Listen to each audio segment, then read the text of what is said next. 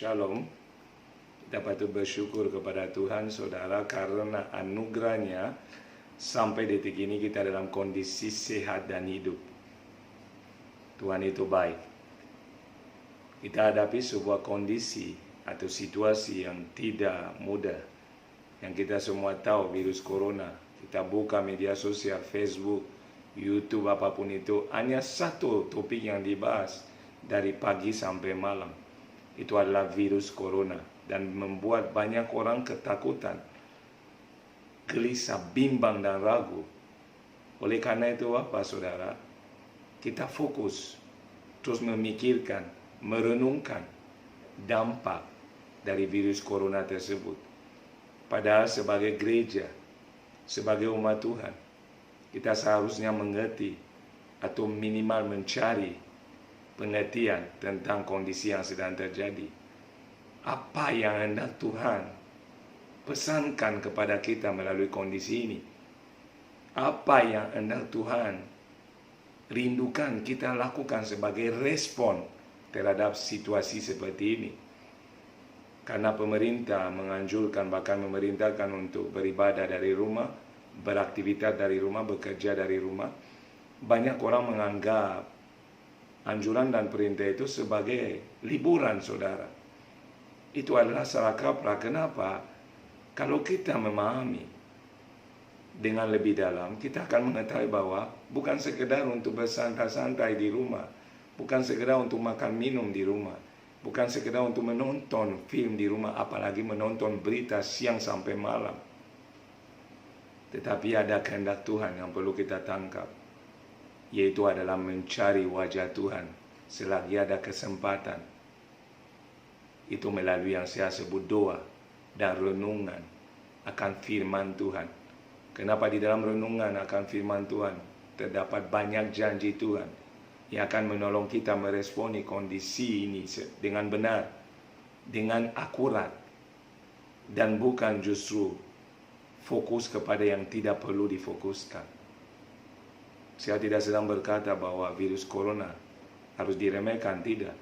Karena memang dampaknya terbukti, bahkan hamba-hamba Tuhan pun menjadi korbannya. Tetapi saya mau katakan, respon kita harus sesuai kehendak Tuhan melalui firman-Nya. Oleh karena itu, saudara, saya ajak saudara melihat sebuah renungan melalui firman yang Tuhan ucapkan, yang terdapat dalam 2 Tawarik 7 ayat 12 sampai 15. 2 Tawarik 7 ayat 12 sampai 15 yang berbunyi demikian. Kemudian Tuhan menampakkan diri kepada Salomo pada malam hari dan berfirman kepadanya, "Telah kudengar doamu dan telah kupilih tempat ini bagiku sebagai rumah persembahan. Bila mana aku menutup langit sehingga tidak ada hujan, dan bila mana aku menyuruh belalang memakan habis hasil bumi, dan bila mana aku melepaskan penyakit sampah di antara umatku, dan umatku yang atasnya namaku disebut merendahkan diri, berdoa dan mencari wajahku, lalu berbalik dari jalan-jalannya yang jahat, maka aku akan mendengar dari sorga dan mengampuni dosa mereka serta memulihkan negeri mereka. Sekarang mataku terbuka dan telingaku menaruh perhatian kepada doa dari tempat ini." Ini adalah kali kedua Tuhan menampakkan diri kepada Salomo. Yang pertama terdapat di dalam pasal yang pertama, di mana Tuhan setelah Salomo melakukan persembahan korban, datang dan menyatakan kepada Salomo, "Apa yang hendak aku lakukan bagimu?" Salomo meminta sesuatu yang di luar dugaan. Dia meminta kepada Tuhan untuk dianugerahkan yang namanya hikmat dan pengertian, sehingga dia dapat keluar masuk dalam memimpin umat Tuhan sesuai kehendak Tuhan. Dan itu menyenangkan hati Tuhan, karena Salomo memahami hal yang terpenting. Oleh karena itu, setelah Salomo membangun bait Allah, Allah menampakkan diri kembali kepadanya. Tetapi ada sesuatu yang penting yang hendak kita lihat.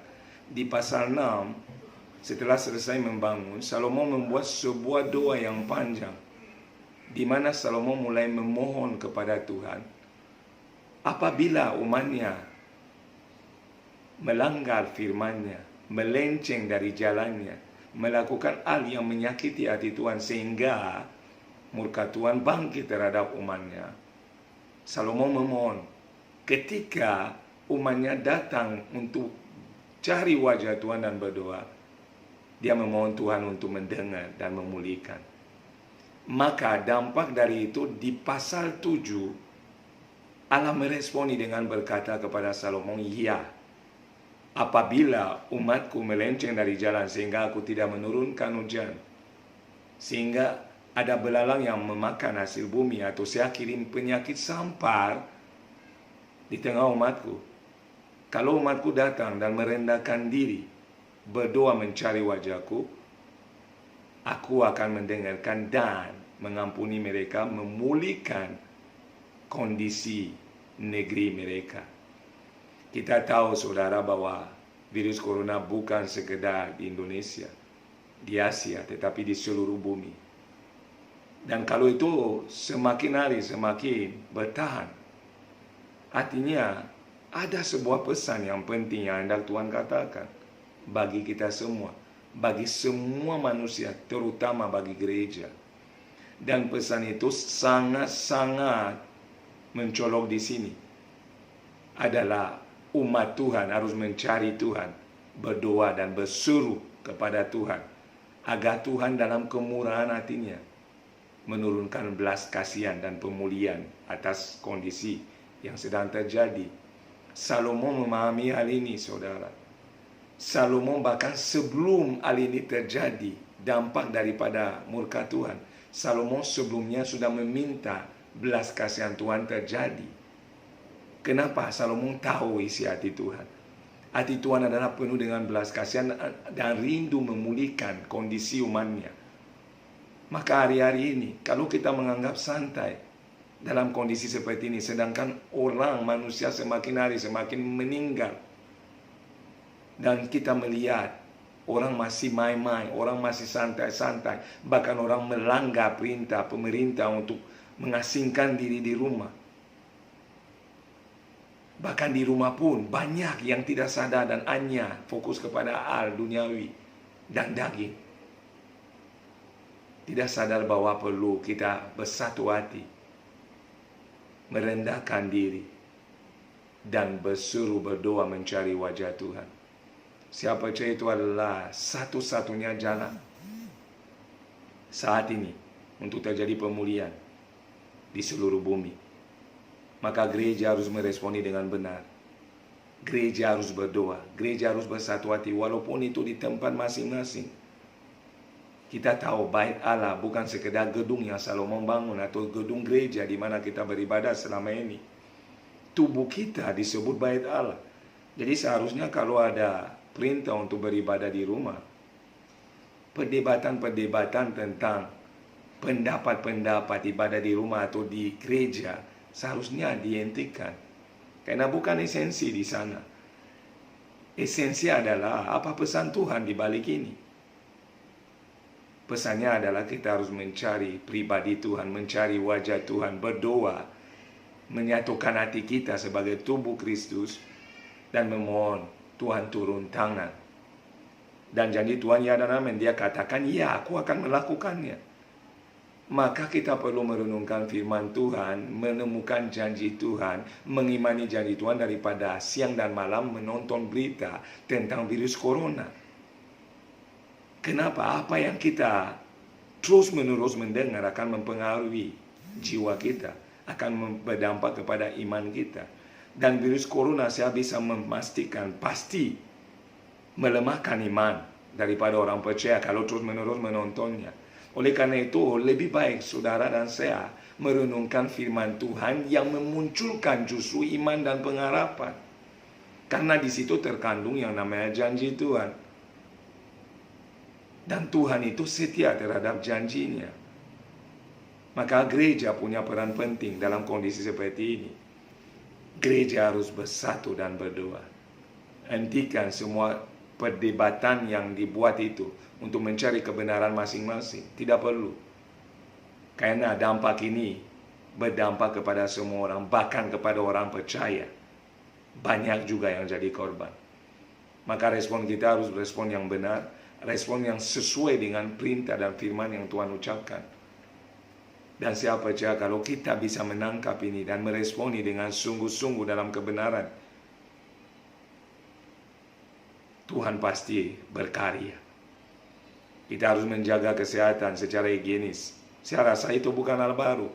Dari saya kecil di Afrika kita diajarkan sebelum makan harus cuci tangan. Setelah membuat aktivitas harus mencuci tangan. Kita harus mencuci baju dengan baik. Kita harus menjaga kebersihan supaya tidak ada virus dan bakteri. Itu adalah hal yang sudah dari lama ada.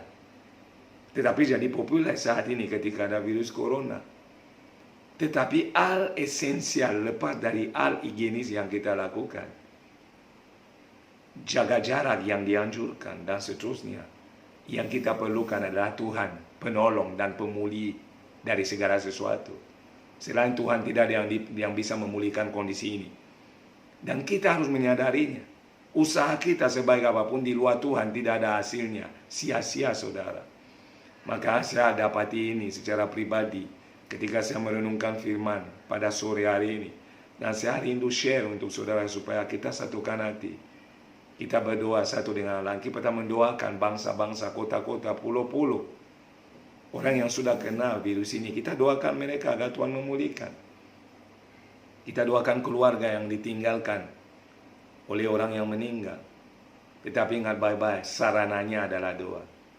Tentunya ada tahap berikutnya dikatakan untuk mengakui kesalahan, berbalik daripada kejahatan.